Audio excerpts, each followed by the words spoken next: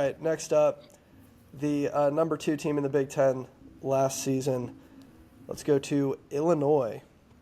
So Illinois made the Elite Eight last year before getting UConn, which is no shame in that. Everybody got UConn last year. They made it work without a true point guard in the mix. They were able to play Marcus Damascus booty ball and just kind of give the ball to all these dynamic wings who made it work. And they were a very good team that I think a lot of people picked to make the Final Four if it wasn't for UConn. They lose Terrence Shannon, they lose Coleman Hawkins, they lose Marcus Damascus, they lose Dane Danger, they lose Quincy Guerrier, they lose Luke Goody and Sincere Harris. I mean, pretty much the whole team from last year. They only returned Ty Rodgers as far as starters are concerned. But they still gain a solid amount of talent. Kellen Boswell from Arizona, Kasparis Jakushonis, the Lithuanian freshman who a lot of people are very high on, and I think I might be drinking the Kool-Aid a little bit there too. Ben Hamrickhouse from Evansville. You got Ivasic coming in, and Will Riley, the 5-star. So still, even with all the talent they lost, this is still a very talented Illinois team. I think they have a really high offensive ceiling, especially if a guy like Jackie Shonis lives up to the hype. Then I think they'll be off to the races. The big question I have for Illinois is Brad Underwood has already been very vocal about how much he hates their defense. He said a 7th grade team would put up 100 points on us. And they did lose a ton of defensive versatility with the departure of Coleman Hawkins. So I think Illinois' upside is certainly there to potentially win the Big Ten. I think there's definitely a shot, but the floor is maybe a little bit lower than some of these other top-tier Big Ten teams just because of the defensive concerns. So I don't know what your perspective is on Illinois.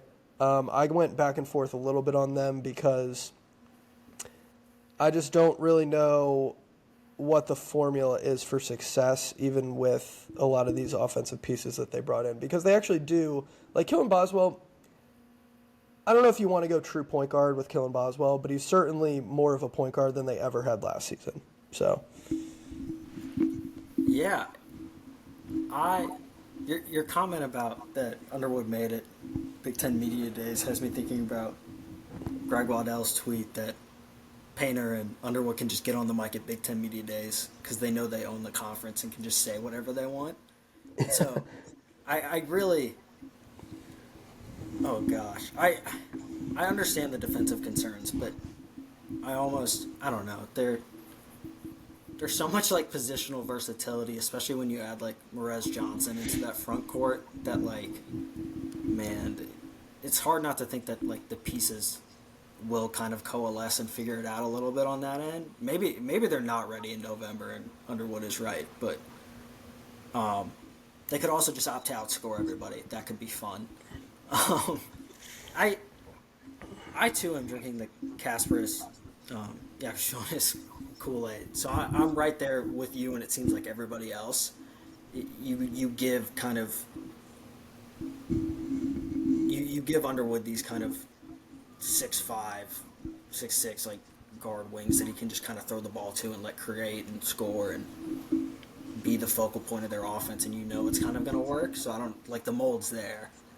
We've seen Underwood do it before. My big concern is like, is this like what's the vibes of this team? Is this like the Matthew Mayer kind of team, or are we gonna get we're gonna kind of get last year where they all like each other and everything is all swell and champagne? I feel so bad for Matthew Mayer that that Illinois team is like known as the Matthew Mayer team. Yeah, it's tough. I don't know what to say. I don't know what to say, man. It is what it is. I really like this roster, and it's hard for me not to like buy into Underwood taking all this talent and kind of figuring it out at this point. I really like the Boswell ad. I think a return home is going to do good things for him, especially playing in an Underwood offense. I don't know. Did Ivasic get cleared by the NCAA, or is that still an issue? Do you know? That's a good question. He could be one of those guys that caught like a 1-game suspension or something at the beginning of the season. Okay. I'll look that up, and you can keep talking. Anyway, I know that was an issue with or that's become an issue with Igor Demon at BYU. But yeah, I think that I like the Trey Wright ad. I really like the Kerry Booth ad from Notre Dame. I Will Riley. It's hard not to. Will Riley, I find hard like assessing because we've seen um, how reclassifying up a year to play early has gone for a lot of freshmen.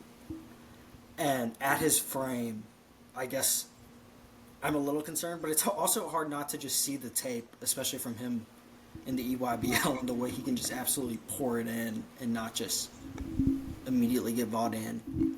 I don't know. It's a good, like, their top 10 is really good. It's uber talented. I wait and see what Underwood can finally do with it, I guess. Sure. So to the Ivisic point, as of 3-4 days ago, not currently cleared by the NCAA. Okay. So, figure Perez Johnson starting at the 5, right? I mean, I guess, yeah. It's without Ivisic, it's pretty much a small ball type of team. Which could work. Yeah, absolutely. Ty Rogers guarding a 5, guarding the opposing team's 5. Soon come. Yeah, I mean, the Dane Danger minutes at the 5 last year were a good time. They were awesome. Yeah. Welcome to the danger zone. Welcome to the danger zone. Love the danger zone. So what do you think the ceiling and the floor, like what, actually I'll ask this a different way. What do you think a successful season for Illinois would be, especially given all of the new pieces that they've added? I think at Illinois, the expectation, I don't know. It's hard for me to not also think that expectation blends into the success aspect a little bit. So I think at this point it's a second weekend appearance. Like, that's just what Illinois, that fan base expects. Sure. The floor feels NCAA tournament appearance to me. I think it would be hard for me to envision a world where they don't make it. I mean, I guess it could fall apart, but even then, I think they would get a nod as like a 9 or a 10. So, right. Yeah, I agree with you. Like, Elite 8, yeah. Underwood has a bunch of guys who fit what he wants to do, and so it's hard for me to look at that and say this is a team that's going to miss the tournament. I actually do want to see. I should have checked this beforehand. I mean, Illinois was 80th in defensive efficiency last year per Ken Palm. And that was an Elite 8 team.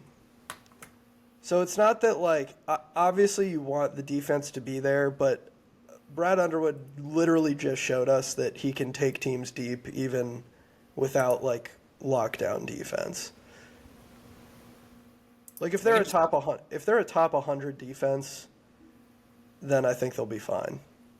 And I guess that's relative because, like, it falls outside the Ken Palm thresholds or whatever, but I think they'll be fine. They'll just outscore everybody.